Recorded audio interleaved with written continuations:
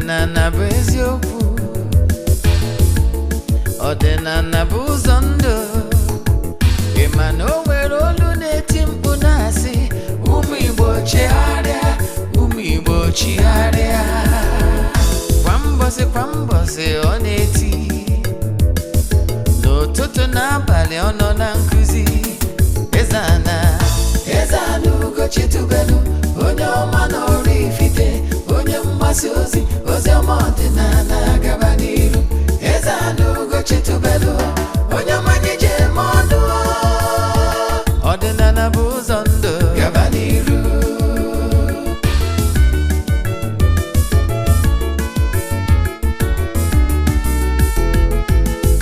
Eze-Ana ugochitubelu, onye ọma na oraifite, onye mgbasa ozi, ozi ọma ọdịnala gaba n'iru.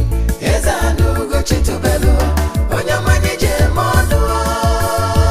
Ọdịnala bụ ụzọ ndụ, gaba n'iru. Eze-Ana ga-adị,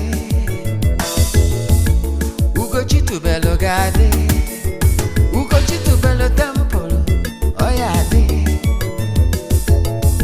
Maka na eziokwu anwa chacha, ndị ụka erighị anyị front and back, ndị oche eli anyị front and back. Fadi asị kala aka ghọrị ụmụ Igbo, si anyị rapụ nke anyị na nke fe ka mma. Bulu Baịbụl bịa, akwụkwọ akụkọ, mepekwa chọọchị fa, okwu n'ụka bịakwa. Ụtụtụ ọma na ụmụ ọdịnala Igbo, anyị abịakwanụ n'oge awa nke eziokwu, oge anyị ji wee na-awa eziokwu niile agba. Nke ọ bụ mụ nwa bụ Ogbuefi Eze-Ana ugochitubelu na oraifite na-anọ n'isi ya n'ụbọchị taa n'oge awa nke eziokwu. Ọ bụrụ na ị gee ntị, ị ga-amụta ihe ga-abara gị uru for life. Maka ndị ọ bụ taa bụ izizi ha na-afụ m na soshal midia maọbụ n'eziokwu TV plus. Ma ọ ma Ogbuefi Eze-Ana ugochitubelu na oraifite, abụ m onye isi nchụaja na ugochitubelu ọdịnala tempụl. Anyị na-agba afa miri emi, rụkwazi ọrụ mmụọ dị iche iche. Abụkwazị m onye isi nchụaja na ọdịnala Restoration Evangelical Mission, bụrụkwazị onye mgbasa ozi ọdịnala Igbo. So you can call me an ọdịnala evangelist. I will answer. My mission is to help people live better life. N'ụbọchị taata n'oge awa nke eziokwu, isiokwu anyị ji wee bịa bụ what you should know about sex and eating in the dream. Sex and eating in the dream. Ya ka anyị ji wee bịa. Ọ bụrụ na ị gee ntị, ị ga-amụta something that will change your life for good. You know why? What you don't know is only a mystery, so you are not all. Then before I gaba n'iru, ọkwa dị mkpa. Echefuna na aja anyị na-achụ n'igwe, nke anyị na-achụ ọnwa ọbụla, nke ọnwa June agabago n'iru, ị ka nwere ike isonye na ya maka na aja a na-achụ ofu ọnwa.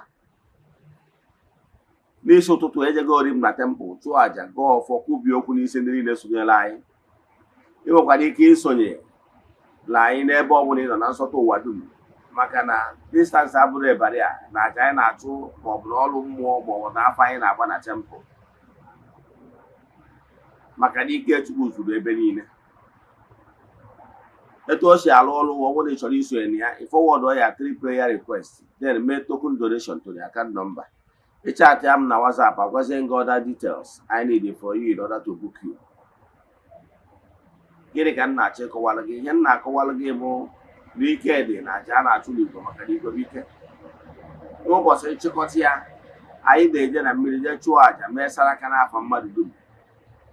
Gbagọtazie na tempụl, chụọ aja to entities of powers. Jee n'ebe nchụaja na tempụl, gbuo eburu wee mee saraka n'aha mmadụ dum. I can tell you na ike dị na aja. Anyị malitere ịchụ aja ihe karịgoro 2 years now. O nwere ndị na-esonyere anyị na aja since anyị bidoro etiri date. In fact, as we speak, o nwere imirikite ndị mmadụ gụpụrụ 2024 as a whole. Ife ndị a na-eme every January ha book otu adịghị ka ha dị sure na ha skip even 1 month. So nwanne, chụba aja na ike dị na aja a na-achụ n'Igbo maka na Igbo bụ ike. Ọ bụrụ na ị chọrọ isonye na aja ma ọ bụ na o nwere ajụjụ ị nwere na nkụzi ya ije ka ịnụ ihe anụ today, send a message na WhatsApp 0805 7837 672 I repeat, 0805 78 37 672. Ka anyị gabazie n'iru na ya bụ ihe anyị ji maka ya wee bịa n'ụbọchị taa. Gịnị ka m na-ekwu maka ya? Anyị kwuru isiokwu anyị bụ all you need to know about sex and dream, as in sex and eating in the dream. What you should know about sex and eating in the dream. Now our topic today. Then ka anyị gaba n'ihu na ya bụ nkụzi. Ihe anyị ebu ụzọ kọwalụ gị nke mbụgolo bụ dream. Gịnị bụ dream? Then kedu ihe kpatara ụfọdụ ihe ji eme unconsciously? Maka na mgbe ị na-arahụ ụra, when you are asleep, you have lost some consciousness to some certain level. Ihe ọ pụtasị na you are not in control of some of the activities that is going on in your spiritual world. Yes, all get take some certain level of maturity, I mean spiritual maturity, for you to be able to be in charge of what is happening in your spiritual arena, in the world of unknown, in the spiritual world. What happens when you are asleep is that, remember, in my previous lectures, I've told you that man have two faces. I'm trying to look for a word that will explain what I want to explain to you, for you to understand it. Like in the Kubo Governor,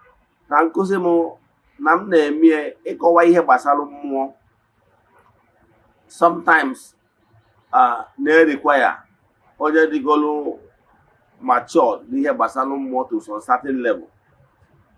However, I am understanding now. Then will the beginners. Now beginners who one day cabo amateur, then case in a hack and a kindergarten or nursery level or even primary level and spiritual matters.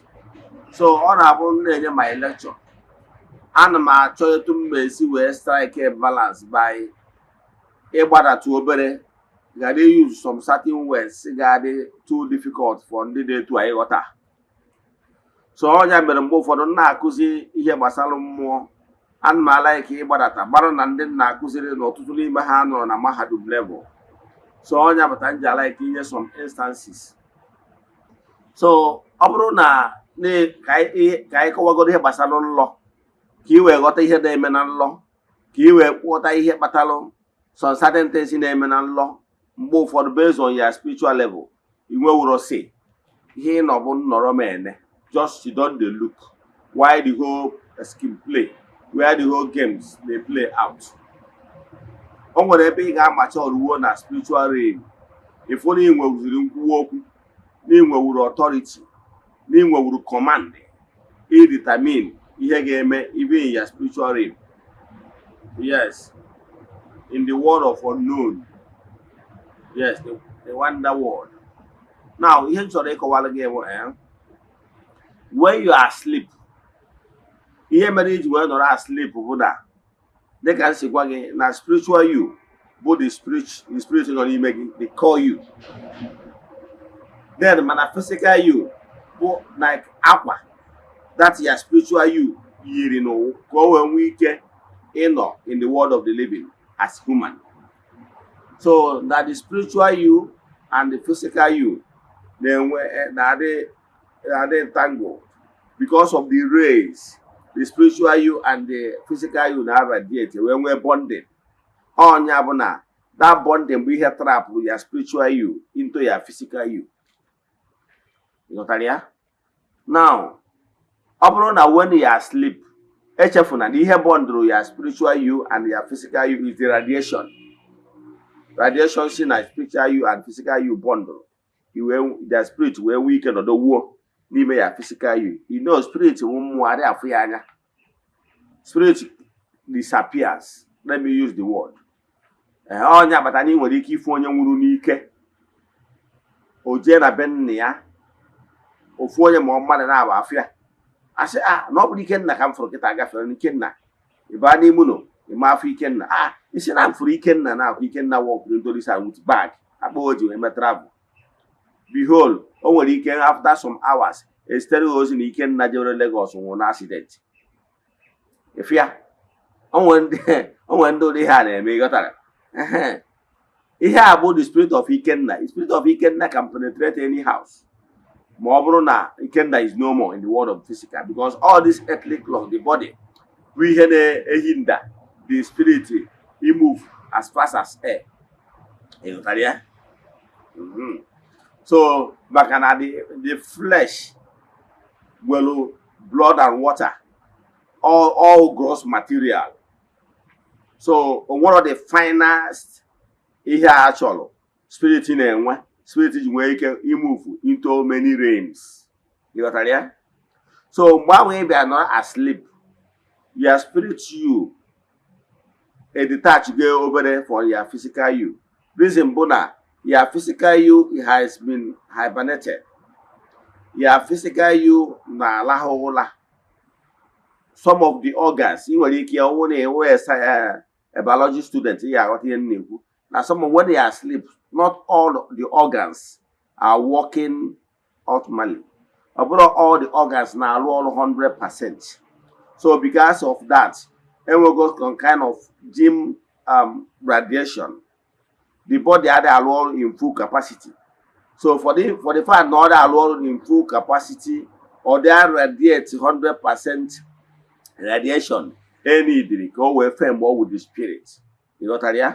So because of that, the spirit had to go a little bit loosened from the body.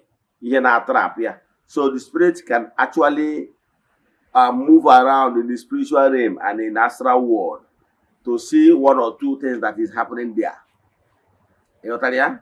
So, and if your spirit and your vibration is not strong, that your spiritual you can actually be manipulated by higher forces beyond you. You know what I mean? And well, forces, unseen forces, but they exist, whether you believe or not. These unseen forces, they work in harmony with the will of God Almighty. These unseen forces have negative vibrations among them, where positive vibrations among them. Positive vibrations among them are those spirits that working in consonant with the will of God Almighty, as in they are from the light region. They are the purest among them all. So what you attract to yourself depends on what you are giving out. Now, if you don't want to be attracting those negative vibrations, depends on how you live your life. Yes, because garbage in, garbage out. Whatever you give into creation is what you receive. And once you kick a ball on the wall, it will bounce back to you, the originator. That is how creation was created. Now, na Galatians 6:7. Now, God can never be mocked. Whatever any man sows, so shall you reap. So, if you don't want those negative vibrations around you, make sure you keep your thought pure. Make sure you live a good life. Make sure you long for something noble. In other words, by so doing, you'll be able to clean off all the mess and garbages, negative garbages around your spiritual corridor. So that by the time you have already purified your inner atmosphere and your environment spiritual wise, then you will be able to attract those positive vibrations, because cleanliness is next to godliness. Yes, cleanliness is next to godliness, because you have to keep all your vibrations very clean. And once you keep your vibrations clean, believe in me, you will attract clean vibrations. Yes, for the world of the spiritual. Yes. So in the world of the spirit, you make sure you attract those positive vibrations by the way you live your life. So always have a good thought. Always have a good thought. Once you always have a good thought, you always have good intentions. By so doing, you will be able to attract similar vibrations from the world of the spirit. So ihe na-achọ ịkọwala gị bụ na so many things na-eme in the dream is as a result of what occupied your mind. Because this mind you are seeing, this our mind, is like photocopier machine. It photocopied what you are experiencing, what you experience, what you long for when you are fully awake. Then at night, then some of those things you long for can be replaying back within your spiritual arena. So one, if you don't want to be receiving negative backlash, that is, if you don't want to be receiving negative vibrations, then you have to live, keep your longing pure, live a good life. Then always think for something noble and pure. Now, make sure you don't fill their innermost being with filth, what that does not matter. Yes, because if you always feed them with negative substance, then at night they will replay. And was something one, I want you to understand the name about highway robbers. These highway robbers are on a physical world. You will experience them in physical world. And they are also in the spiritual world. You know what I mean? And when you na mmadụ nwee ndị ori mmụọ ndị na-ezu mmadụ ori mmụọ ịnụgo ụdị okwu a mbụ. Yes, o nwere ụmụ mmụọ negative vibrations ha bụ ndị ori, ha na-ezu mmadụ ori na mmadụ. Enwekwara ndị otu ha na mmụọ ndị na-ezukwa ori na mmụọ. Ị nwere idea? Ị ma na enwere ndị akara ogheri na mmadụ. Kedu ndị bụ ndị akara ogheri? Ndị akara ogheri bụ onye anwa bịara ụnụ asịghị onye a na nwere nke ọ pasta na-eme nnọọ jaizi ibidori ahịa nke ọ bụla inyere onwero nke daizi onwero nke ọ pasta daizi ihe a ga-eji wee kwọtifai onye na-etu awụ agamevu. O nwere ahịfịa a na-akpọ agamevu, asị agamevu adị mma n'ajụ daizi osisi agamevu ejiri agwọkwudo ajụ, onwere uru ha bara. Etu ahụ o nwere ndị mmadụ ndị wa agadi agamevu ndị ahụ onwere ife ha mepụtara, onwere nke ha dị mmụọ ụdị ndị ka a na-akpọ akara ogheri. Ọnya batara na ị nwere ike ife ebe a na-ama njakịrị ma ebe a na-akọ akụkọ ụdị mmadụ dị etu apụtasị akara ogheri mmadụ asị gbapụ. O nwere ihe eji okwu ya eme maka na ọ bịakwa ekwu okwuo nọnsens. So asị ya akara ogheri mmadụ asị ebe apụ. Ọnwụ na edifaị ya mmadụ asị akara ogheri mmadụ, ihe ọ pụtara onwere ihe onye amepụta nọ mmesa ka ọ nọ. Ịghọtara ya? Etu a ka esi nwekwa ndị akara ogheri mmụọ, ndị ọrụ ha akwụkwa mmesa. Na-ege ntị. So ihe na-achọ ịkọwalụ gị bụ na e nwere ndị bụ na ha ga na-ezu ori mmụọ. Ha ga-eji negative things, some certain things wee na-ezu ori mmụọ. Ha nye gị ya, ha anara gị ihe iji dị ebube ma ọ bụ ihe ọma dị n'ụzọ gị, depending na ihe ị na-asalụ. Ị ghọtara ya? Depending na ihe ị na-asalụ. Ị nwere ike ịbụrụ onye na-asalụ ses, ọnyanwa ka a ga-eji wee zuo ori mmụọ. Maka na ndị Igbo na-atụ ilu sị na ewere ihe onye na-asalụ kwụọ ya ụgwọ, olulu elu na ọ ya anara. O nwere ihe ịghọtara? Na ewere ihe onye na-asalụ kwụọ ya ụgwọ na olulu elu na ọ ya anara. maka n'ihi na ihe ọ na-asara. Ọ ihe mmeji wee kọwara gị ihe gbasara ori mmụọ. A na-ezu ndị mmadụ ori mmụọ n'ụdị dị iche iche. Ị ma na o nwere ndị a na-ezu ori mmụọ, ndị a na-agwa gị, ndị ụmụ mmụọ a na-ezu ori mmụọ, negative vibrations and beings na-ezu ori mmụọ. O nwere ndị bụ na ha ya agwa gị sosi ya bi n'ụlọ, sosi ya jiki room, sosi ya jiki drawer ebe ego eri, mana ọ na-akọwara gị na ọ na-abụja gụcha ego edebe, emechaa anya fụ na ego a na-esepụ ya ego obere obere, mana ọ bụrụ nyanwa and o nwere onye na-eji kii so ya bi n'ụlọ. Ịnụbara ụdị akọ dị etu a anụbara m akọ dị etu a ibido mgbe m nọ na ụka ọbịa. Ọ ndị a na-ezu ori mmụọ. Ndị a bụ ndị a na-ezu ori mmụọ korokoro. Ịghọtala? Yes. Mana e nwere ndị a na-ezu ori mmụọ spiritually. And etu esi ezu ori mmụọ bụ when they are physically weak, that is when they are asleep, then mgbanwa do to not be vulnerable to every attack.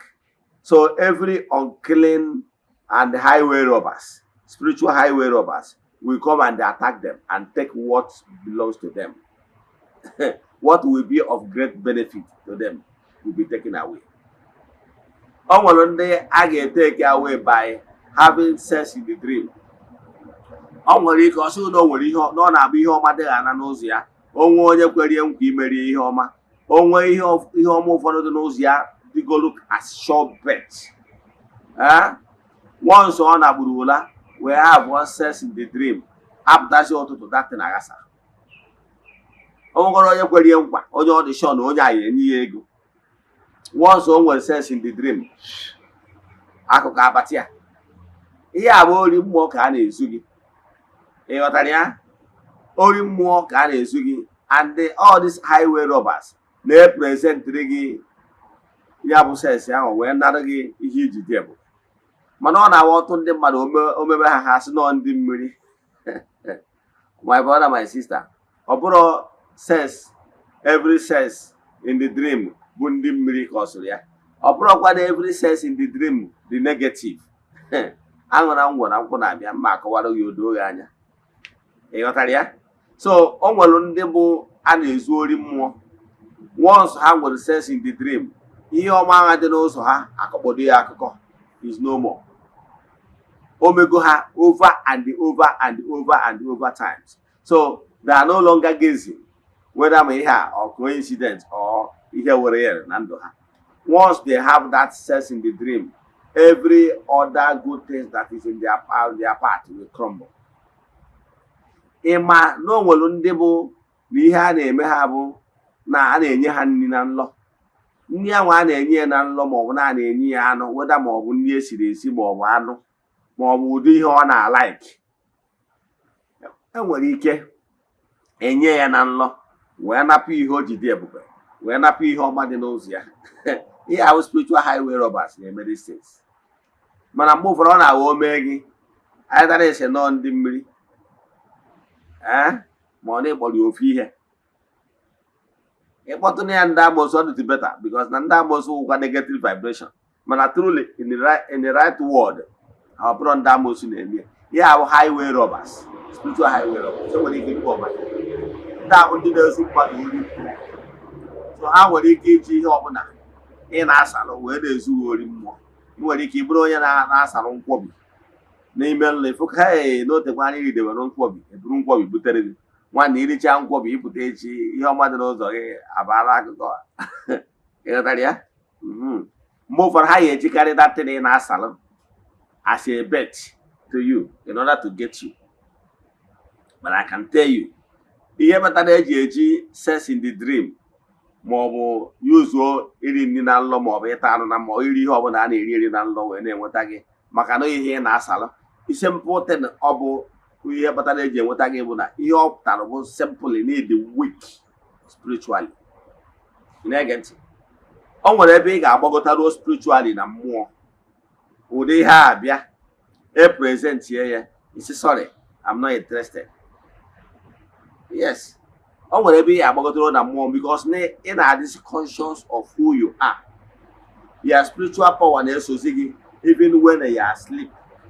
So o nwere ndị ga-apụta n'ụtụ sị, I don't want to do this, I don't want to do this. You don't want to have sex in the dream, you don't want to eat in the dream, but eventually you hear ya. Ihe ọ pụtara bụ na ya will power and your spiritual power dị weak. E present ya ime afụ ọnụ ma ọ bụ ike ị ga-eji wee sị no, I'm not interested. Bụ ihe pụtara ya, ihe ọ pụtara bụ na your spiritual vibration is so weak. All low battery ka ị nwere. Therefore, every other battery, a power can superimpose their powers upon you. Mana ọ bụrụ na ịkwụ n'ọkụ oge ọnwụ na battery gị full charge, I can tell you, ike abata ọfụ na ike ka ike dị n'ime gị. Ị ghọtara ya? Ọ ma enwe ike subdue gị. Ebutara na nne ya nwa. Ị na-anya efu ya bụ nne ya nwa a na-apasịrị gị si no, I'm not interested. Ị nwere idea?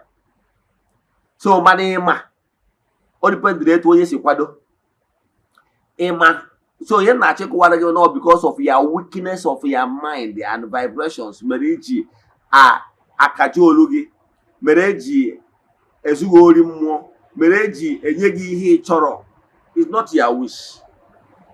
It's not your wish to take those things, but you were kind of compelled to take those things or enjoy those things which naturally you don't want them. You know, I don't want, but you want the willpower to stamp your authority and say no, because you are being manipulated by higher forces, unseen forces. These are spiritual robbers, highway robbers. Now, every sense in the dream or eating in the dream, the bad, depend on the ethnic.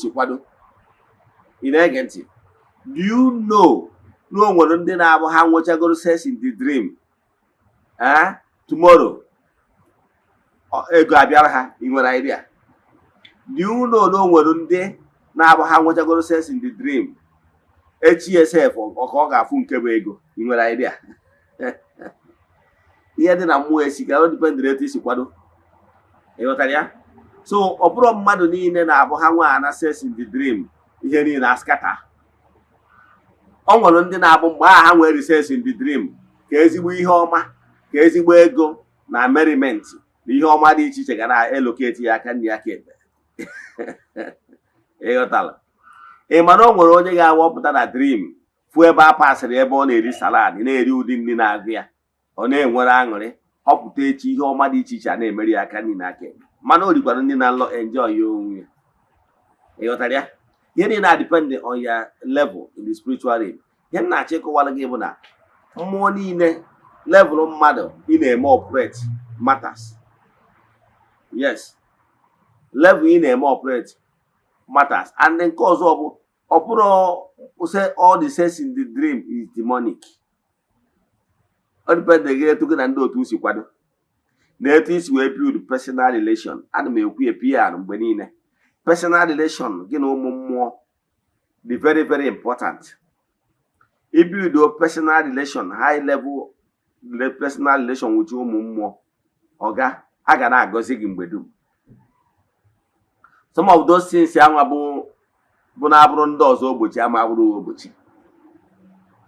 will ensure that you have hear what you begin. I can hear what I am. Your man, I don't do moment abromaka. Man no depend it is we build personal relation with your mom. Nke mugolo agwago ngi na oburo every sense in the dream the demonic. Oburo every sense in the dream the negative. Maka na o nwere ike obu di nwere idea. No nwere ndị na ha nwechakwa the sense in the dream tomorrow ihe ọma na-emere ha ega na abịarafa ha nọrọ na dorime. I nwere idea. Ị ma na o nwere ndị na ha foto onwe ha ebe ha na-agba dorime na-agba club.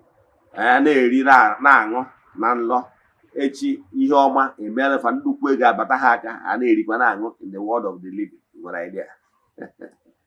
So ihe niile abụ ihe nji wee gwa gị kaba arụ na-ebuild personal relation with ụmụ mmụọ. O nwere ebe ị ga-eluo ịfụ na those sense in the dream whenever ọ bụla egosi sense in the dream ebe ị na-epotori na-enwe aṅụrị na nlọ. Ọ saịnụ na ihe ọma, ịghọtara ya, na ezigbote ihe ọma na-eflow, na entertainment dị, na aṅụrị dị, na dorime dị. Before you know it, a day or 2 days, ezigbo ego abata. You got an idea? You got an idea? Maka na onye bụkwa uti ọlahụ na ọ dịpendịrị etu isi kwado onwe gị na etu gị na ụmụ mmụọ si wee dị. Ịghọtara ya? Ọ bụrụ na ị kwụrụ ka nwoke si akwụ na mmụọ, ịfụ na those negative vibrations will take over your possession. How are they in charge? They call the shots. Ọlụ ha bụ ihe ọma ọbụla dị n'ụzọ gị, ewere ihe dị ka ọ dị nye gị wee nara gị nke ị ga-eji wee dị ebube. I nwere idea? Maka na ị kwụrụ n'ụkwụ gị na-abụ imere onwe gị iburu oru. Ịma na onye mmalụ, if you are knowing, ị bụrụ master. Onye mara ọ bụrụ master. Mana ọ bụrụ na ị mara iburu oru, iburu slave. Ụmụ mmụọ anyị na-afụ, you build personal relation with them. You do your spiritual work. Always na-akwụnye onwe gị n'ọkụ. Very important. Agwara m ụnụ. Ọ bụrụ na ị bụ onye a na-arụ n'ọrụ, na-ịlụgo ọrụ dị n'ụzọ gị, na ị na-arụ ọrụ dị n'ụzọ gị, ma ọ na-ịlụsigo ọrụ dị n'ụzọ gị, echefukwara na ị ga na-akwụnye onwe gị n'ọkụ mgbe dum. Site na join some certain things. Ị nwere ike ịda join group rituals. Ị nwere ike ịda join personal rituals. Ị nwekwara ike na-join meditation. Ị nwekwara ike na-join meditation. Yes. O nwere nke anyị na-akpọ spiritual exercise. Ya nwee mgbe time gị na ụmụ mmụọ ji akparịta nkata gị na ya spiritual forces. Site n'ụzọ na-etu ị na-akwụnye onwe gị n'ọkụ. And ị na-akwụnye onwe gị n'ọkụ, believe in me, imelu izu nata. Mana ọ maka na ị dị akwụnye onwe gị n'ọkụ melụ ụmụ mmụọ ọbụla, ndị akara oghere, ndị ori na ndị ama, ndị na-ezu ori na ndị na-agba ama na mmụọ, ha bịa na-ezughị ori mmụọ, na-anapụghị ihe iji dị ebube. Instead, ha ewere ihe ị na-asalụ wee nye gị, wee napụghị ihe iji dị ebube. Mana ọ bụrụ na gị na ụmụ mmụọ dị positive, ụmụ mmụọ, ị na-arụ ọrụ dị n'ụzọ gị, kwụrụ ka nwoke si akwụ, ha ma ekwedo ka dozu ndị ori mmụọ ruo gị nso. Ịghọtara ya? Mgbe ọ bụla ifuru onwe gị ebe ị na-edoro ime na mmụọ, ịpụta n'ụwa obere oge, ihe doro ime abịa, ihe na-enwere aṅụrị. Maka na enwere ọrụ mfọ ndị ori mmụọ, maka na ịsụchara ụzọ gị. So ya na-achọ ịkụwara gị, ọ bụrụ mgbe ọnwụ na ị nwere sens na nlọ, isi na ndị mmiri abịakwa, na ndị mmiri na-aghasara gị ihe. Onye gwara gị? Who does that? Onye gwara gị na mgbe ọbụla ị nwere sens na nlọ, ọ bụrụ ndị mmiri? Ọ na-akpọkarịa na ndị mmiri aja afa. Onye ahụ ihe na-ewute m. Mana atọrọ m ụnụ na ọtụtụ n'ime ụnụ bụ novice. Ị ghọtara how things work. Ọ bụrụ every sense bụ ndị mmiri ka ọ sụrụ ya. Ịnụgo? O nwere sense nwere ike ịbụ as a result of maturity. N'irugo years of maturity. One. Nke abụọ, o nwere ike ihe ya aka ọsụ sense in the dream abụrụ na ịdịgo very matured enough, and ịdị ya na-akpọ sense staff for a very long time. It can happen. It's natural. Then nke ọzọkwa bụ na o nwere ike ọ bụrụ na n'ịbụ onye na-awọchi pornography ma nude pictures. Ị bụrụ onye na-awọchi those things n'ebe oge ọbụla iwere anya wunye na contours and cleavages of the opposite sex. In a way like that, you are killing yourself. Because our mind is like a magnet, a photocopier machine. Whatever it grabs in photocopy at the daytime, believe in me, at night, when you are lucid, it can start replaying, maybe playback in your mind via dream. You know what I mean? So, I'm not a cholo. Ka ị kwụsị ụdị ihe na-etu a, ka ụdị ihe na-etu a ghara ide eme gị, ka negative vibration ghara ide take advantage of those things wee na-anapụ ihe iji dị ebube. You are not married, then onwere ihe gbasara gị na nude, onwere ihe gbasara gị na ya, onwere ihe gbasara gị na nude pictures, all those negative pictures, you don't need them.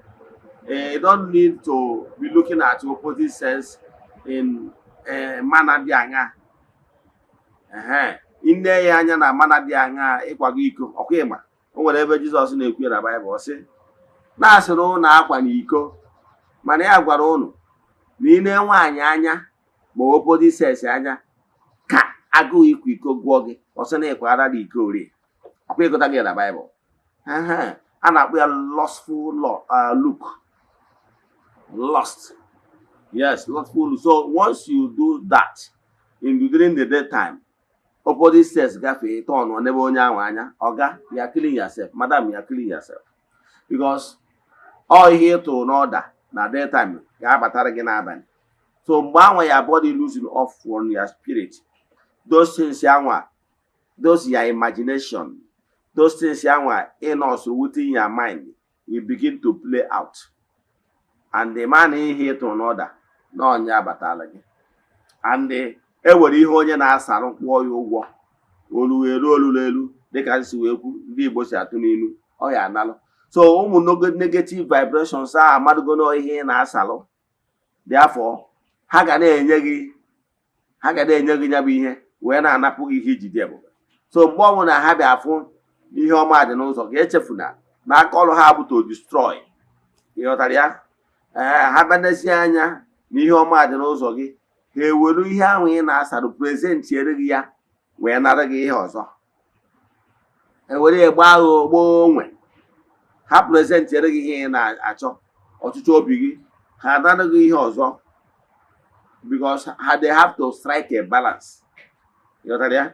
So to avoid inye ha weapon ha ga-eji wee na-anapụ ihe ijide ebube, bido the way you are taught. Let your thought always be pure. Ị na-eche negative, mana ọ bụzikwa na nyecha ahụ ndụmọdụ ihe ị ga-eme ịkachie ntị na-eme, then ịkachie ntị na-ataratara onwe gị ndị akara ogiri mmụọ na akara ogiri mmadụ, na-ataratara na-emerụ na-attract ndị na-ezughị ori mmụọ. Then ọ bụrụ na o mee, then anyị nwabụ spiritualist enwere choice than gị nwee inyekwa anyị ego anyị ga-eji wee nyere gị aka wee chụpụ ha ma ọ chụọrọ ha aja ma ọ kee fa. Ịghọtara ya? Mana ọgụnwa ji aka gị dọtara ya onwe gị maka na asị na ọ kpara nkwa ahụhụ siri ngwere bịara ya ọrụ. Mana I can tell you how on your own you can depart from them, keep them at bay. Maka na ọ bụrụ na ịjụ na ime keep them at bay, they will be destroying things for you, and by so doing you need spiritual help. And once you need spiritual help, that is why we are here. That's what if you na talk and I didn't you on. Then a manager na ihe ga-apụ gị n'ahụ. Mana ọ bụrụ na ị ga-enwe ike ịkabalụ the sure na your inner atmosphere, inner being always clear. Desist from either any pornography, pictures, or movies, or whatever that can arouse those things. Na-akọ otu aka etu aka uru. Ị nwere ego shawama, mana oge ọmụrụ ife azịna nwere ego shawama, ihe ndị ị na-eme nwere ike otu ụbọchị pasara shawama na nnọ. And you can't resist it because it will weaker vibrations.